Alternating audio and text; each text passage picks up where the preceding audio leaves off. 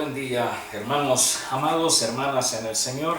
Bienvenidos todos al estudio de la palabra del Señor. Hoy día, miércoles 15 de junio. Estamos a la mitad del mes que nos parte por mitad el año, el mes de junio. Así es que bienvenidos al estudio de esta bendita palabra de Dios. La continuación que hemos dejado desde la semana antepasada y de la semana pasada. Así es que abrimos en Mateo capítulo 6, donde hemos estado poniendo como base para meditar sobre lo que es la limosna o la caridad, la oración y el ayuno, y la posición que nosotros debemos asumir cuando nos ejercitamos en estas tres formas de dar a conocer nuestra vida cristiana. Marcos capítulo 6 versículo 2 dice la palabra del Señor, hablando Cristo el Señor y dándole enseñanza en ese sermón del monte como lo conocemos. Dice, cuando pues des limosna, versículo 2 del capítulo 6, cuando pues des limosna, no hagas tocar trompeta delante de ti, como hacen los hipócritas. Número 1, en las sinagogas y en las calles. Número 2, para ser alabados por todos los hombres. De cierto os digo que ya tienen su recompensa. Sea el Señor ayudándonos a poder recibir esta bendita palabra y ponerla por obra cada día nosotros.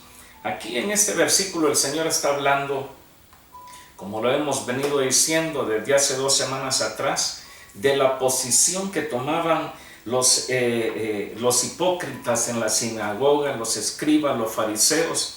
Ellos ejercitaban esta manera de dar a conocer su propio yo.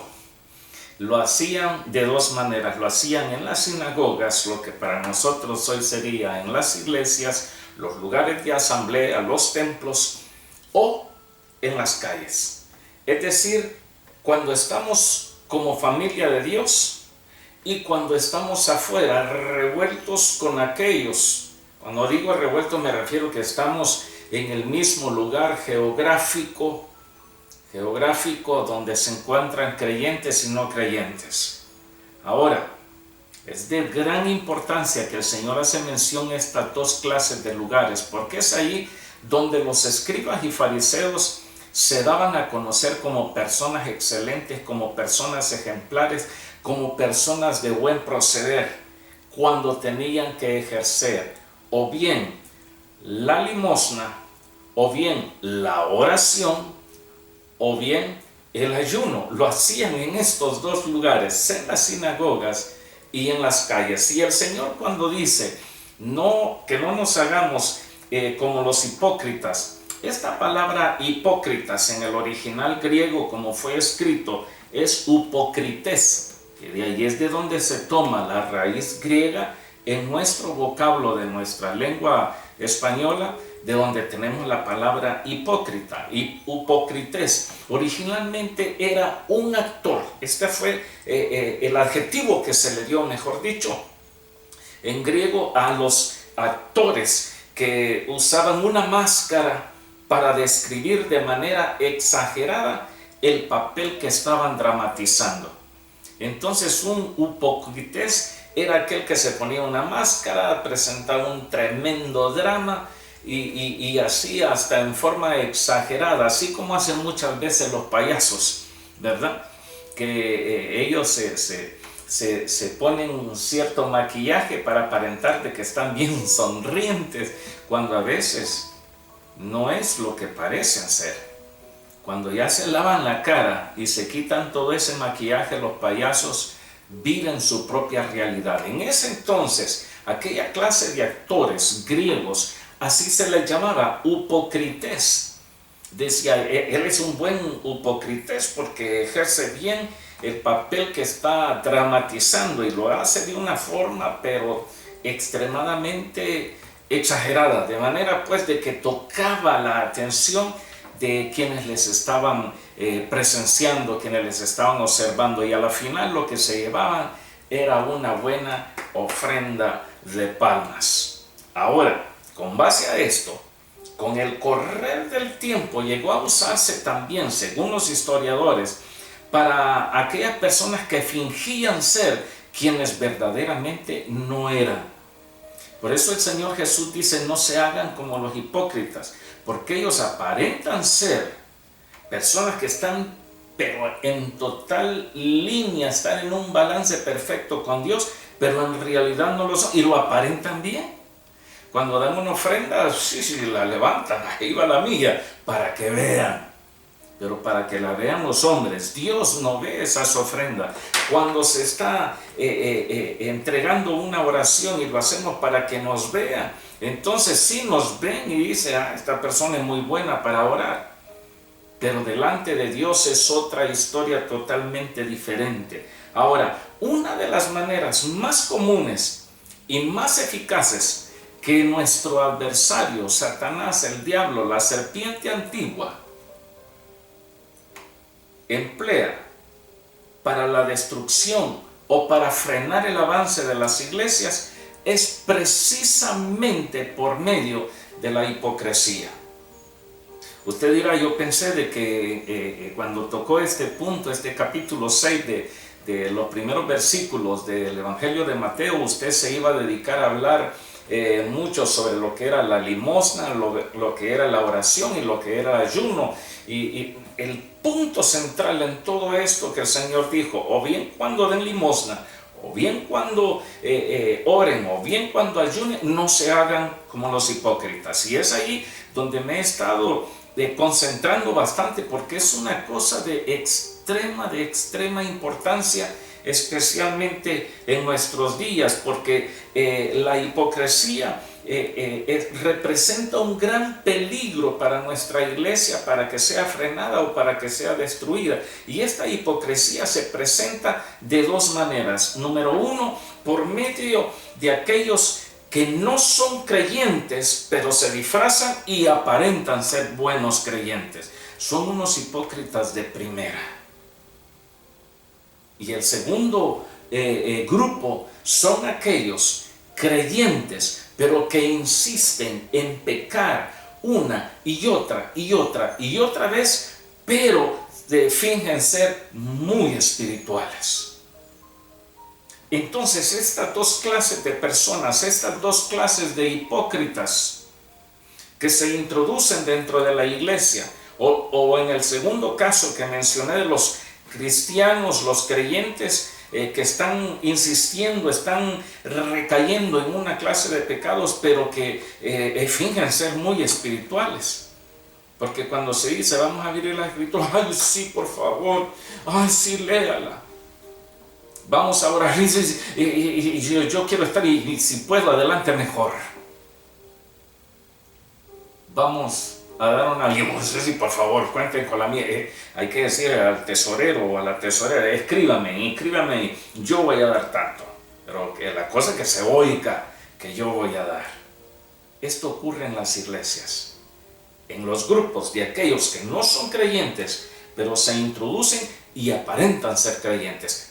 Finos hipócritas, porque muchas veces decimos: mire, el hermano, la hermanita, no, como este hermano no hay ninguno, como aquella hermanita tampoco, porque son personas muy espirituales, serán creyentes, pero están en pecado.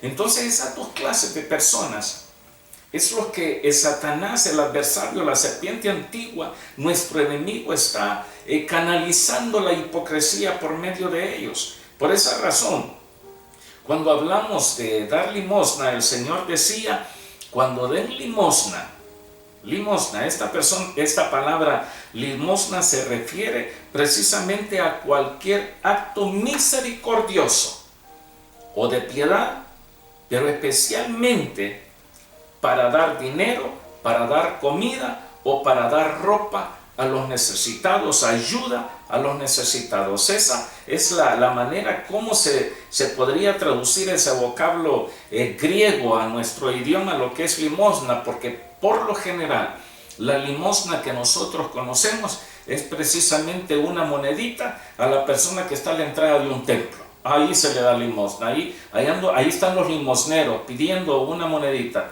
una limosna, pensamos que es simplemente algo mínimo, algo lo que nos sobra de esta monedita qué sé yo, en aquellos años habían monedas de a centavo, bueno, ahí va la monedita mía. Aún aquí en Australia había monedas de a centavo cuando nosotros llegamos, unas moneditas chiquititas color café, pero bueno, ahí va la limosna. Pero en sí, limosna del griego a nosotros es precisamente un acto misericordioso o de piedad, especialmente para dar dinero, para dar comida o para suplir las necesidades de los pobres. Entonces, aquí se refiere a donaciones reales, no solamente a buenas intenciones. Ahí sí, cuando hay un necesitado, cuenten conmigo. Y bueno, recogimos la ofrenda, la vamos a mandar. Y no, sí, yo no pude venir, pero ahí en la próxima voy a dar. Pero cuando se anuncie, cuenten conmigo, y que se escuche. Hipócritas. Porque en verdad, cuando se da la ayuda con el espíritu correcto, no solo es admitido por Dios, sino que es, inclusive podría llegar a decir, hasta obligatorio para nosotros, los creyentes, los hijos del Señor, los nacidos de nuevo, los miembros de la gran familia de los santos en luz. Bendito sea el Señor, porque la razón es porque Dios siempre se ha deleitado en obras de misericordia y de justicia. Pongo una base escritural, libro del Levítico, capítulo 25, versículo 35.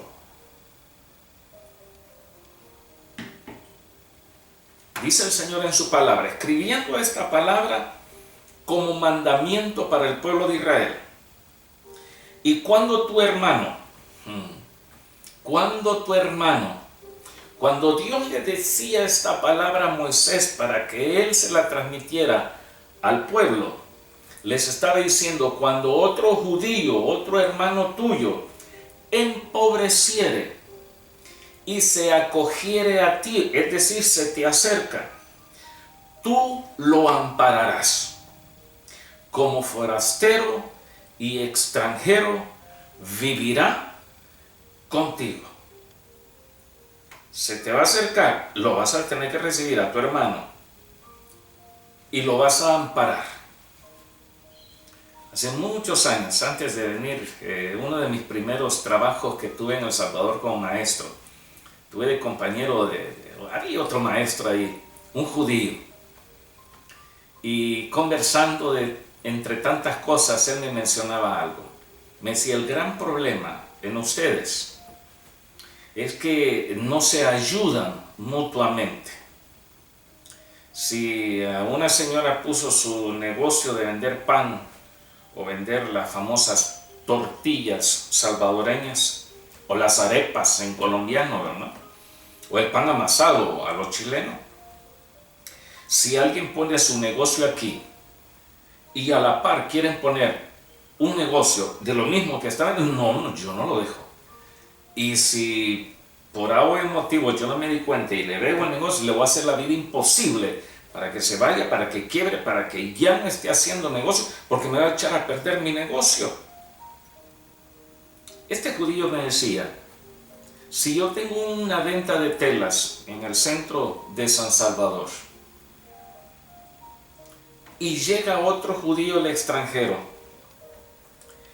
y viene a mí y me dice, hay un local comercial al lado suyo y yo quiero poner un negocio acá, pero vengo mal porque he andado de un lado para otro, sin casa, sin fuente de ingreso. Yo quisiera que usted, como hermano mío, como judío, usted me ayude. Y yo le decía, o sea, prestarle dinero no solamente eso, porque si mi hermano judío, yo vendo telas, tengo mi negocio, y otro hermano judío viene y quiere poner un negocio de las mismas telas que yo vendo, y me dice, pero necesito ayuda suya, yo no tengo ni el más mínimo problema, lo que me decía, menos este judío. Yo agarro de lo que yo tengo se lo presto para que él comience su negocio. Arranque, hermano, dele con todo. En el nombre del Señor los dos vamos a prosperar. Me decía, nosotros nos ayudamos unos a otros. En cambio, ustedes son diferentes. Si alguien pide ayuda, no se puede, menos que va a vender lo mismo que yo estoy vendiendo. Por eso el Señor decía, cuando tu hermano empobreciere y se acogiere a ti, tú lo ampararás. Recuérdate que como forastero y extranjero, nosotros los judíos podrían haber dicho, sí Señor, nosotros nos recordamos, anduvimos como forasteros y extranjeros en todas partes. Bueno, y de igual manera vas a recibir a tu hermano. Es decir, a los israelitas hasta se les ordenó sobre cuando tenía que ver en la liberación de los esclavos. Deuteronomio, por favor, capítulo 15.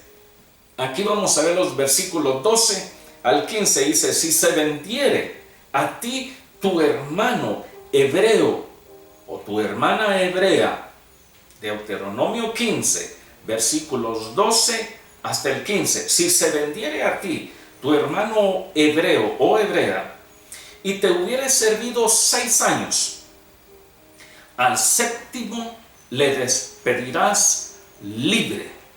Es el año de jubileo que le llaman. Cada 7 años hay un año de jubileo, un año de alegría, un año donde las deudas son perdonadas, donde la esclavitud llegaba a su fin. Y por eso se dice el año de jubileo, porque había tremenda alegría. Y dice el Señor, al séptimo año lo vas a despedir y lo vas a hacer libre. Versículo 13, importante. Y cuando lo despidieres libre, cuando le hagas libre, no le enviarás con las manos vacías. Le abastecerás liberalmente. No dice libremente, liberalmente.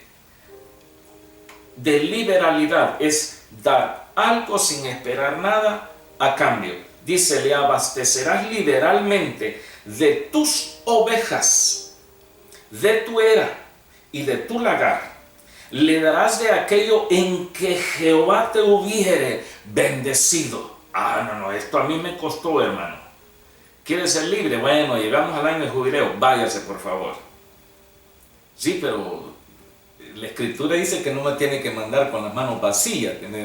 Sí, pero esto yo me lo he ganado. La escritura dice, le darás de aquello en que Jehová te hubiere bendecido y te acordarás de que fuiste siervo en la tierra de Egipto y que Jehová tu Dios te rescató. Por tanto, yo te mando esto hoy, dice el Señor. Esa era la palabra para los judíos. ¿Qué tal si esa palabra la aplicamos para nosotros? Y tenemos a alguien sirviéndonos en casa. Y al séptimo año hay que hacerle libre. Y le decimos, bueno, llegó el año séptimo, el año del jubileo. Yo voy a aplicar Deuteronomio 15, versículos 12 al 15. Así que usted queda en libertad. Y si me dice, sí, hermano, pero yo veo que usted tiene 2 adornos. Esta palmita está bonita, esta metálica, y este águila me gusta mucho. Usted me va a mandar, y ni siquiera un adornito me va a dar. Deme las manitas, pues la ovejita, no, esta siempre me acompaña. Las manitas, aleluya, oración. Bueno, deme el águila, pues. Pero no me mande con las manos vacías. ¿Cuántos autos tiene? ¿Cuántos vehículos? ¿Cuántos carros? 2. Bueno, deme 1. ¿Y qué diríamos nosotros? El año de jubileo llegó. Esta palabra es tremenda. Cuando se habla de dar limosna, cuando se habla de dar, pero con una buena motivación en el corazón. Porque además al pueblo de Dios se le recordaba continuamente sobre el dar, porque eran fáciles, y somos fáciles en verdad, en cuanto a esta palabra cuando se trata de dar. Proverbios 13:7, estoy hablando del Antiguo Testamento. Proverbios 13, versículo 7 dice, hay quienes pretenden ser ricos y no tienen nada. ¡Ay, santo Dios! muchos de los que estamos fuera de nuestros países de origen y estamos en países de primer mundo, muy bendecidos, bendito Dios, y cuando regresamos a los países nuestros, cambiamos hasta la forma de mirar a la gente. Cambiamos hasta la forma de reírnos. Antes, ¡ah! Y ahora, muy fino el hombre, muy fina la señora. La forma de hablar, la forma de mirar, la forma de caminar. Ay, esto, yo no sé cómo pueden vivir con esto. Hasta cambiamos la forma de hablar. Yo no poder, esto, ser un taza. Muchos, dice la Escritura, pretenden ser ricos y no tienen nada. Y hay quienes pretenden ser pobres y tienen muchas riquezas. ¿Y cómo le ha ido? Mal, mal, mal. Y no sé ni cómo voy a salir adelante. En el banco tienen unas cantidades terribles de dinero. Proverbios 14:21 dice: peca el que menosprecia a su prójimo, mas el que tiene misericordia de los pobres es bienaventurado. Un pobre es un necesitado. Alguien que está pasando por una pobreza es alguien que está necesitado de algo. Y eso es lo que el Señor nos manda a nosotros, de que somos bienaventurados cuando somos misericordiosos con los necesitados. Isaías 58:7, cuando el Señor hablaba sobre lo que era el verdadero ayuno, les decía: no es que partas tu pan con el hambriento. Sí, parta su pan, hermanos, hermana, traiga y dele también al necesitado o a la necesitada. Y a los pobres errantes albergues en casa, que cuando veas al desnudo lo cubras y no te escondas de tu hermano. Siempre Dios estuvo insistiendo en que la gente tenía que estar ejercitándose en el dar, porque una naturaleza de Dios, una forma en que Él se da a conocer es precisamente en dar. Si nos preguntamos qué nos ha dado Dios hoy día, miren, nos ha dado la vida. Bendito Dios que nos pudimos levantar de la cama. A veces con los años ahí vienen, como decimos en voz popular, los achaques, ¿verdad? Pero nos levantamos, bendito Dios. ¿Qué más nos ha dado Dios? Nos ha dado el aire. Si Dios dice, como los rusos, le cierro el gas y ya no le voy a mandar gas, así dicen los rusos ahora. ¿Qué tal si Dios dijera, bueno, yo no le mando el aire? Nos morimos. Pero bendito Dios, hemos tenido aire, tenemos la vida, hemos tenido comida, tenemos agua abundante, nos hemos podido bañar hoy día. Hoy estamos pasando unos días de frío, lógicamente, porque ya entró el verano. Bendito Dios, todavía tenemos para calentarnos en casa. Tenemos ropa, tenemos tranquilidad, no estamos en medio de combates. Bendito sea Dios. El Señor ayude a aquellos que están en lugares conflictivos. Pero Dios es bueno. Hablando ahora en el Antiguo Testamento, ¿sabe de que el Señor Jesucristo, Él siempre mantenía una bolsa con dinero de las ofrendas que recibía? Y era precisamente para suplir para los necesitados, para los pobres. Yo hace años atrás, muchos años atrás, escuchaba a algunas personas en las iglesias decir, yo no sé por qué piden aquí en estas iglesias, si la verdad es que el Señor jamás anduvo pidiendo un centavo. Y una vez escuché a un pastor decir, si así fuera como dicen estos hermanos, que por su ignorancia dicen eso, pero si así fuera, entonces el Señor Jesucristo, ¿para qué tenía un tesorero si nunca recibía dinero? Un tesorero lógicamente se tiene para que lleve la administración, el uso, el manejo del capital recaudado. En Juan capítulo 13, versículo 29, Evangelio según San Juan 13, 29, dice la Escritura, porque algunos pensaban, puesto que Judas, él era el tesorero, Judas tenía la bolsa que Jesús le decía: compra lo que necesitamos para la fiesta, o que diese algo a los pobres. El Señor andaba ministrando, predicando, visitando gente, sanando enfermos, inclusive levantando a los muertos. La gente le daba ofrendas, y cuando le daba ofrendas le decía: y Judas, ahí viene otra ofrenda más, a la bolsa. Y Judas la tomaba, él era el tesorero. Y cuando había la necesidad de comprar algo para las fiestas que ellos celebraban, Judas, saque de la bolsa. Había pobres, Judas, hay que darles. Siempre, siempre Dios motivando a sus hijos, a sus hijas, a su pueblo, a su familia, a dar. Y nosotros no podemos ser la excepción. Es decir, de que la limosna con el espíritu equivocado es lo que Dios rechaza y lo que Dios no ve, lo que Dios no acepta. Pero cuando nosotros vemos que los escribas y los fariseos daban con el único fin de atraer honra para sí mismos, bueno, no recibían nada de Dios. Por esa razón, la entrega de limosnas se había llevado a extremos desorbitantes en los días de Cristo, y por esa razón el Señor decía: cuando ustedes den limosna, cuando ustedes oren, cuando ustedes ayunen, no se hagan como ellos. Advertencia: no estén haciendo lo mismo que los hipócritas,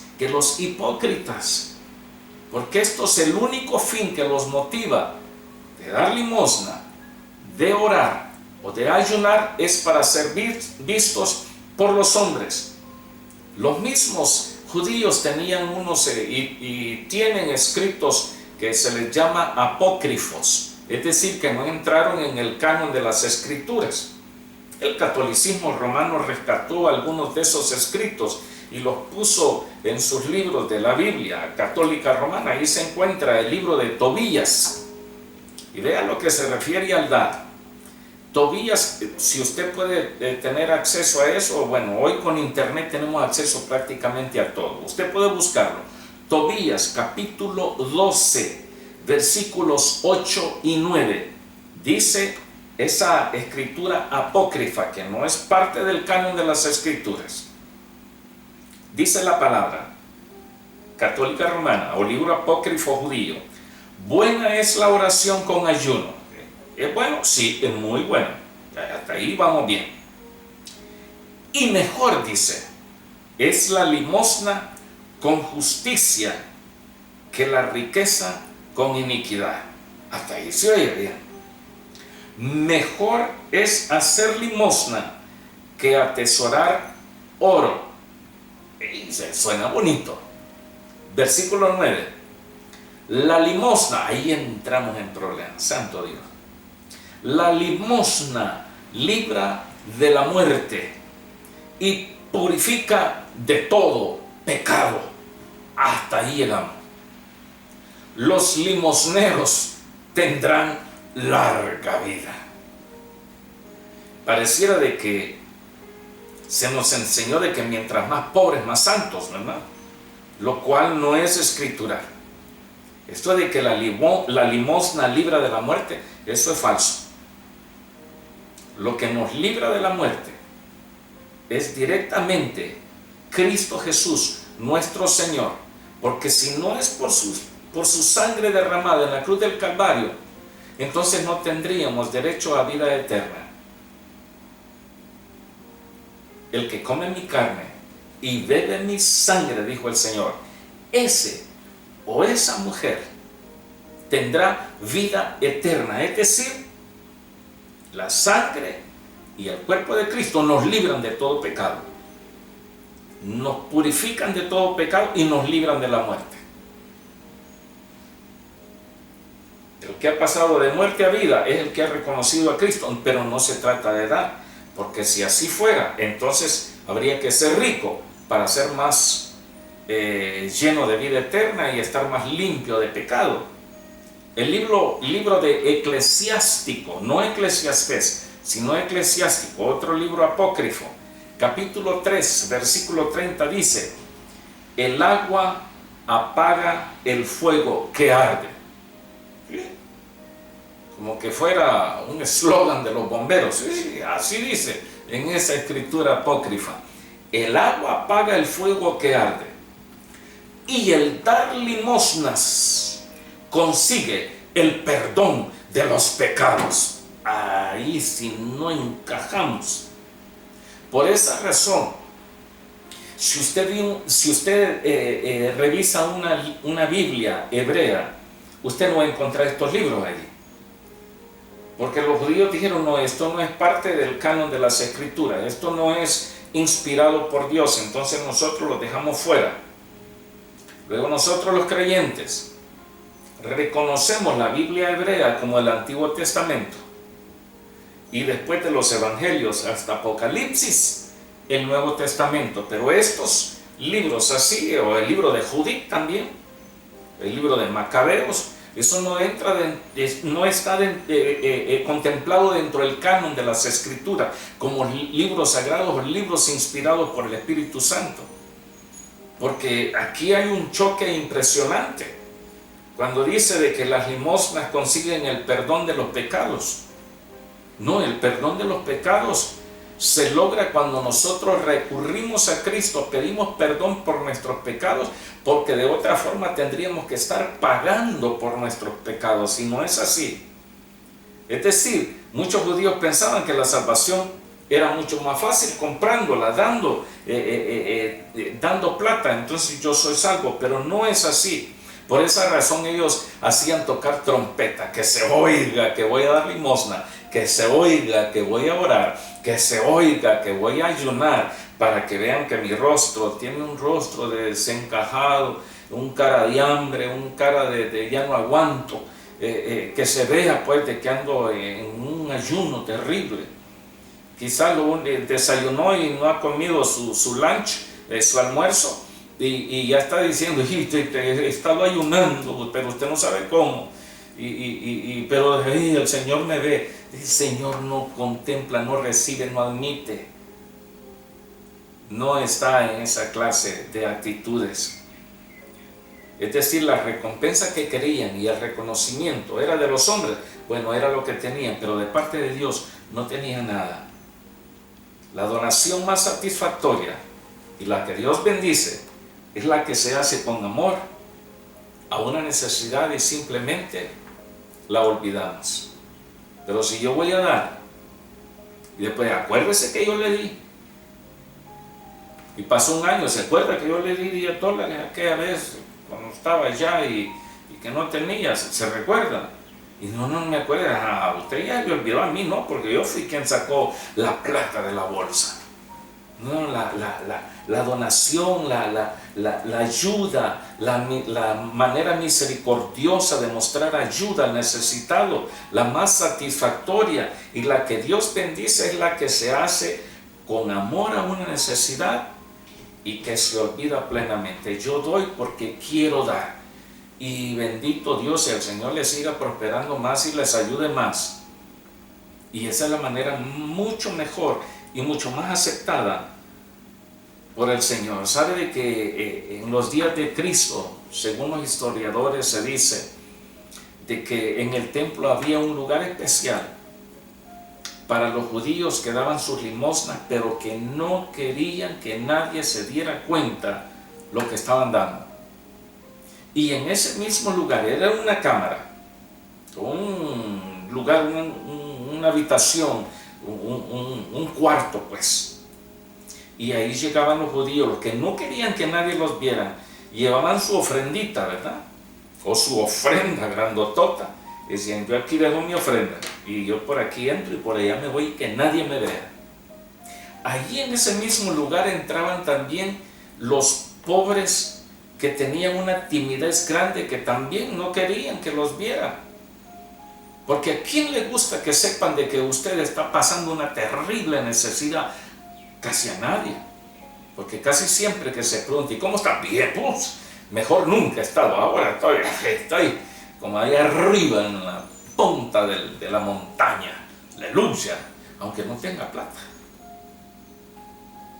allí a esa cámara entraban aquellos necesitados tímidos que también no querían ser vistos. Entraban ahí y ahí se les daba una limosna, una ayuda, un acto misericordioso hecho materia o material, y se le daba: tome. ¿Cuántos hijos tiene? Tengo 5 hijos. Ya, ok, tome, aquí va más para usted, otro poquito para la señora, porque no le va a molestar. Va, tranquilo, por allá salga, que nadie lo vea. Esa cámara tenía un nombre, se llamaba la Cámara del Silencio. Tengo un libro que se llama El Templo, se llama, de Alfred Edersheim, y leyendo un poquitito estos días encontraba en la página 303, encontré que dice que era parte normal en la vida del tiempo de los judíos en el tiempo de la cosecha dejar trigo en una esquina del terreno que poseían para que después vinieran los pobres a recogerlo. ¿Se recuerda lo que hizo aquel personaje bíblico de nombre Booz cuando llegó a su terreno una jovencita llamada Ruth? Y ella iba detrás de los que estaban cosechando, pero no arrancaba las espigas, sino que recogía lo que iba cayendo. Y Booz preguntó, dijo: ¿de quién es esta joven? ¿Hija de quién es esta joven? Y le dijeron: esta es Ruth, esta es la moabita que ha regresado con una señora que llegó por ahí bastante malita. Entonces ella está recogiendo unos granitos ahí para prepararse algo de seguro para ir para su suegra. Y Booz, el dueño del terreno, dijo: déjenla. Y si recoge espigas, que agarre. No la molesten, déjenla. Era un acto de misericordia. Por esa razón me gustó bastante el comentario que hace Walter Edersheim, que era costumbre para los judíos. Estaban levantando la cosecha del trigo, dejen unos manojitos allá en la esquina para que después vengan los pobres, recojan y se lo lleven también. Era parte en la vida normal de los judíos. Ahora, la clave en todo esto es la buena intención en nuestro corazón para recibir contestación de parte de Dios. Cuando des limosna, cuando ores, cuando ayunes, ten cuidado, hazlo, trata de hacerlo en lo secreto, y tu Padre que ve en lo secreto te recompensará en público. El Señor va a recompensarte de manera impresionante. Por esa razón, nosotros tenemos que estar siempre conscientes que cuando lo hacemos con sinceridad es cuando Dios nos escucha. Cuando nosotros damos, miren lo que dice Proverbios capítulo 19 versículo 17, dice: a Jehová presta el que da al pobre, y el bien que ha hecho se lo volverá a pagar. Siempre se escucha decir de que Dios no es deudor de nadie. A veces los deudores somos nosotros, que sabiendo que tenemos deudas, nos hacemos, volteamos a ver para arriba, para los lados, o nos tapamos los oídos para no pagar las deudas que tenemos. La Escritura dice: no debáis a nadie nada. Dios no es deudor de nadie, y cuando alguien da a los pobres, es como que le esté haciendo un préstamo al Dios Todopoderoso. Usted imagina esto, y como que aquí no entra, menos aquí. Pero cuando nosotros damos con liberalidad, cuando nosotros damos, mire, Dios regresa eso, porque es como que le estamos dando un préstamo a Él. Cuando Él regresa, Él lo da con buenos intereses. Por esa razón necesitamos nosotros estar siempre confiados y seguros de que nuestra ayuda monetaria, nuestra ayuda financiera, nuestra ayuda material a los necesitados, nuestra oración y nuestro ayuno, hagámoslo de manera de que la gente no se dé cuenta. Y si se dan cuenta, porque el Señor también dijo de que nuestras buenas obras van a ser vistas por los hombres, que sean vistas como la luz. ¿Tiene esto algún choque? En ninguna manera. Porque cuando hacemos buenas acciones, la gente se entera.